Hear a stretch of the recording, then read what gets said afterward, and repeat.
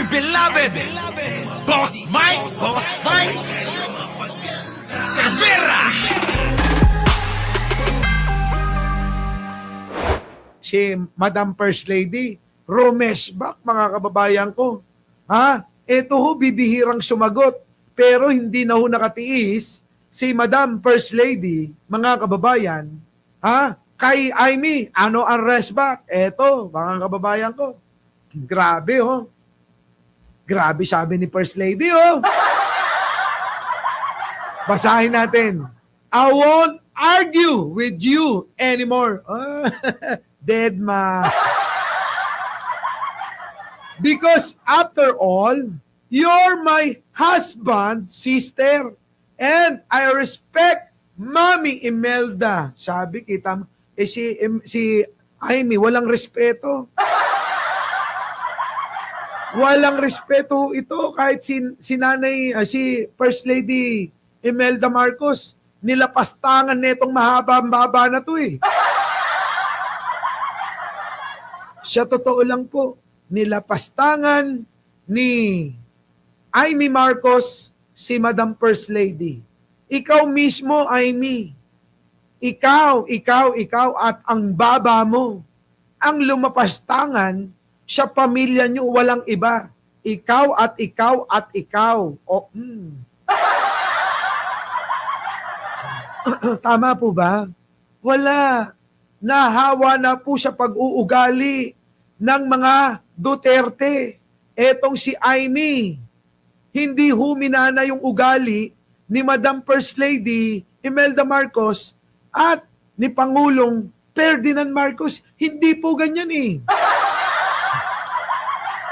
Tama? Hindi po gano.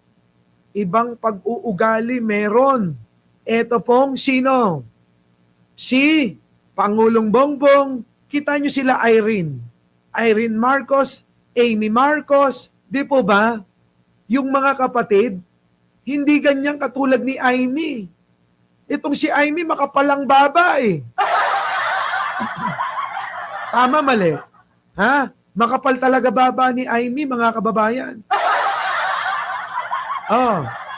Basahin natin, no?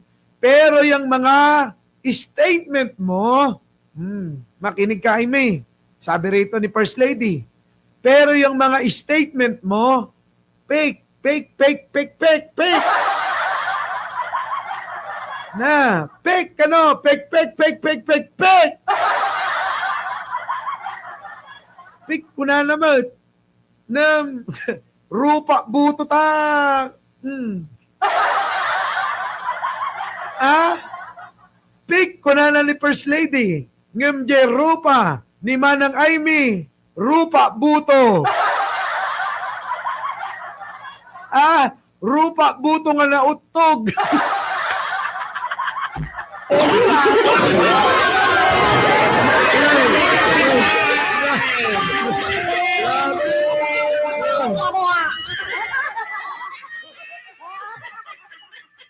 Di ba no, mga kababayan ko? Ano sabi rito mga kababayan, no? Sabi ni Madam eto matindi mga kababayan. Rekta kong rekta ito. Rekta kong rekta. Sabi ni Madam First Lady, pero yung mga statements mo, fake. Kasing fake ng pagmumukha mong retokada!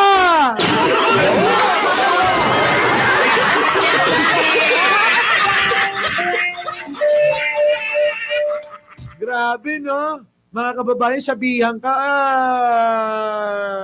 Manang Amy, kaasi ka. Kawawa si Manang Amy, durog na durog. Oh. Ito ang problema. Kapag bumanat yung mag-asawa, si First Lady tsaka si Presidente, isang salita lang, durog na durog sila. Tama, mali? Ha? Isang salita lang. Durog na durog mga kababayan eh. Grabe yung mga respack ni First Lady, ano? Ha? Grabe. Sa iyo ko, madam. Oo. Durog na durog si Amy rito. Manang Aimee, totoo naman, di ba? Kada linggo nagpapabotox ka. Manang Aimee, aminin mo na. Ha? Ilan na bang facelift ginawa sa mukha mo? Manang Aimee, aminin mo na. Ilang beses ka na bang nagpatabas ng baba mo? Manang Aimee, aminin mo na. Ilang beses mo pinarotoke ang ilong mo? Manang Aimee, aminin mo na. Ilang beses ka nang nagpabatak ng mukha mo? Ha? Ilang beses ka na nagpapax ay? Kasi kung facial lang, hindi natatalab sa mukha mo eh. Yung mukha ni Manang Aimee, kung ito hindi na puno ng mga chemical, sigurado mga kababayan, yung kulubot ng mukha niya, nakalaglag hanggang baba niya. Totoo yan. Oo. Yang mukha ni Manang Aimee, kung hindi punong-puno ng chemical yan. Kita nyo naman. Oo. Ang ating First Lady. Ha? Walang halong chemical. Pero, beauty pa rin. Si Manang Aimee, sabi ng mga kabataan, ang botox ni Aimee galing daw sa nakaw. Totoo ba yon? Galing sa nakaw? Yung botox mo? Sabi ng mga bata yun eh. Nasaan na ba yun? Wait lang, hanapin ko. Kaya Manang Aimee, tumigil-tigil ka. Kaming mga Pilipino, nagmamatsyag sa'yo. Akala mo ba eh, kami hihinto? Malabo! Toki ni naman. Kung kunaklaan. Sabi ko na nga sa'yo eh. Sabi ko na sa'yo, Manang eh. Ayan o, ano ba yan? Ano nyo guys, Hindi yan. Hindi yan. Nasaan na ba tayo?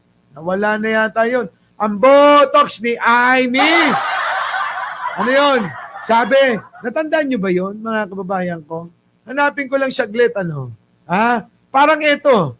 Parang ito. Tignan nyo mukha, Ayan, Pares na pares kayo. Nag-post ba naman ito, mga kababayan? Nag-post ito. Oo. Sabi ni, teka, mamaya na si Aimee. Hayop na yan, Aimee, mamaya ka na. Nag-post si Aimee, mga kababayan. Ang post ni Sarah, nag-post po. Sabi ni Sarah, mga kababayan ko, ano daw? Ayan Ayan Sabi ano sabi? Lakihan mo, Boss Mike. Maliit ka. Wait. Ito. Sabi nito tignan nyo, mga kababayan ko. Ano sabi? Naniniwala ba kayo na magnanakaw ako? Tignan nyo, mga kababayan, yung itsura. Tignan nyo itsura, mga kababayan. Tignan nyo itsura. Yan.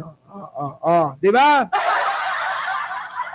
Tignan nyo itsurang maigi, mga kababayan. Sabi ba naman naniniwala ba kayo na magnanakaw ako? Oo! Sabi pa niya, ang kapal na mukha, naniniwala ba kayo na magnanakaw ako? Siyempre, naniniwala kami. Yung mukha mo nga, ninakaw mo Di ba? Magpapaganyan din tayo, Anino, huwag kang mag-alala. Yan tignan nyo. Di ba? Pati nga mukha mo, ninakaw mo. Yan ang totoong itsura. Tapos magtatanong ka pa kung naniniwala kaming magnanakaw ka. Mukha mo, ninakaw mo rin, no? Diba? Pati mukha ni Sarah, mga kababayan. Ninakaw niyan. Kaya mga kababayan ko, ewan ko ba, bakit magtatanong pa siya ng ganon? Halatang halata naman. Diba?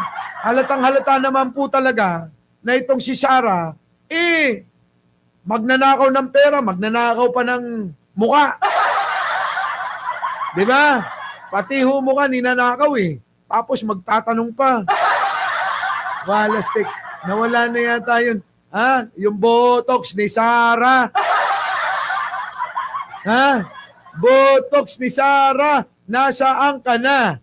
Botox ni Sarah. Ninakaw daw niya. Nawala na. Na-delete na. So ano masasabi niyo mga kababayan? Oo, sobrang tayo sa oras. Maraming salamat pong muli. Pinagtiyagaan niyo yung boses ko, ano? At sana'y na, kahit papano napasaya ko kayo. So paano? Mga kababayan, ha? Balik na lang tayo. Alam kong nabibiting kayo lagi, ano? Ganon talaga ako, mga kababayan. Mahaba ako mag-foreplay. Kaya karamihan ng mga tao nabibitin talaga sa akin eh. Ibang klase, foreplay pa lang yan mga kababayan. Hindi pa tayo umaabot sa climax. Kaya alam ko, bitin na bitin kayo. So, mga kababayan, panatiling maging masaya lang po tayo sa araw-araw. Ano mang kaparaanan ang gawin natin para malibang gawin natin. Basta po, doon lang po tayo sa tama. Ang mga may kasalanan, may sala, dapat panagutin at wala dapat kawala. Okay, so muli, mga kababayan, maraming salamat. Kita-kita po tayo mamaya. Oo, kung may boses pa ako. Maraming salamat po sa inyo lahat. Our beloved Boss Mike, Boss Mike.